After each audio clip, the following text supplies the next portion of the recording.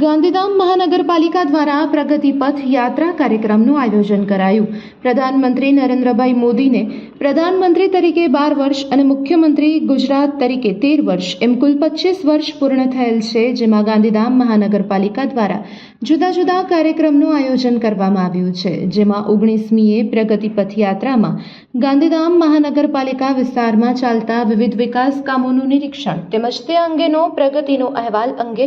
નવા બનનારા બસ સ્ટેન્ડથી મહાનગરપાલિકાની મુખ્ય કચેરી થઈ બેન્કિંગ સર્કલથી નવું તૈયાર થઈ રહેલ રેલવે સ્ટેશન અને મંજૂર થયેલ ગ્રીન રિંગ રોડની ફરતે મુલાકાત લઈ આદિપુર ખાતે બનાવવામાં આવેલ તોલાણી કોલેજ પાસેના સીસી રોડથી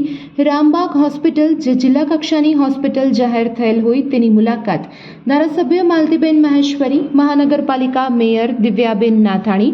મહાનગરપાલિકા કમિશનર બીડી ડાવેરા, નવીનભાઈ જરૂ, ડેપ્યુટી મેયર તેજસભાઈ શેઠ, chairman standing committee Bharatbhai Mirani, શાસક પક્ષ નેતા સુરેશભાઈ દુઆ દંડક, સંજયકુમાર રામાનુજ, નાયબ મ્યુનિસિપલ કમિશનર તથા મહાનગરપાલિકાના કોર્પોરેટર તથા હોદ્દેદાર તેમજ નગરજનો ઉપસ્થિત રહ્યા હતા। આવો આ અંગે વધુ સાંભળીએ ધારાસભ્ય માલતીબેન મહેશ્વરીના શબ્દોમાં। Report by Bharti Makhijani, Gandhidham.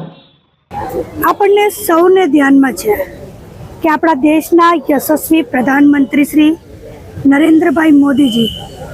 જેમણે 2014માં આ દેશના પ્રધાનમંત્રી તરીકેના શપથ લીધા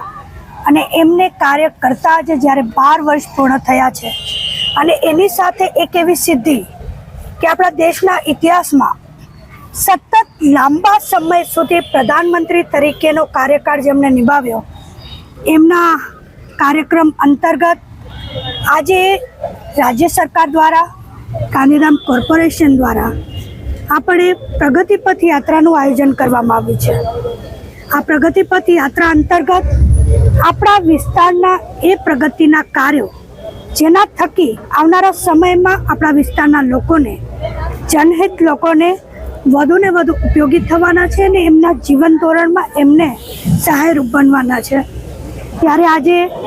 આપણા વિશિષ્ટ કાર્યો, જેવી રીતે અત્યારે આપણે ગાંધીધામ કોર્પોરેશન અંતર્ગત અહીં ઉપસ્થિત છીએ, હું માનું છું કે ગાંધીધામના અનેક વિકાસ કાર્યો ચાલી રહ્યા છે, પરંતુ ગાંધીધામ નગરપાલિકામાંથી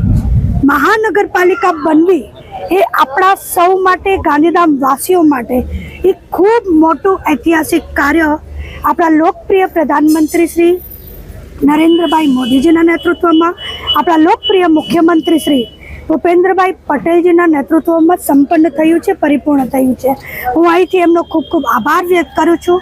એવા જ આપણા પ્રગતિના સિદ્ધ કાર્યો, આપણું બસ સ્ટેશનનું નવનિર્માણનું કાર્ય હોય, આપણું ગોપાલપુરી રેલવે સ્ટેશનનું કાર્ય હોય, આપણા સર્કલ્સ, બેન્કિંગ સર્કલ હોય, ઝંડા ચોક હોય, આદિપુર ઝંડા ચોક હોય, એના સિવાય અનેકવિધ વિકાસ કાર્યો અત્યારે આપણા શહેરની અંદર અવિરતપણે સુંદરમય રીતે કાર્યરત છે। આ પ્રગતિપથ યાત્રામાં હું સમગ્ર કોર્પોરેશનની ટીમનો પણ આભાર વ્યક્ત કરું છું અને એમને અભિનંદન પણ આપું છું। કેન્દ્ર સરકાર, રાજ્ય સરકાર, પ્રધાનમંત્રી શ્રી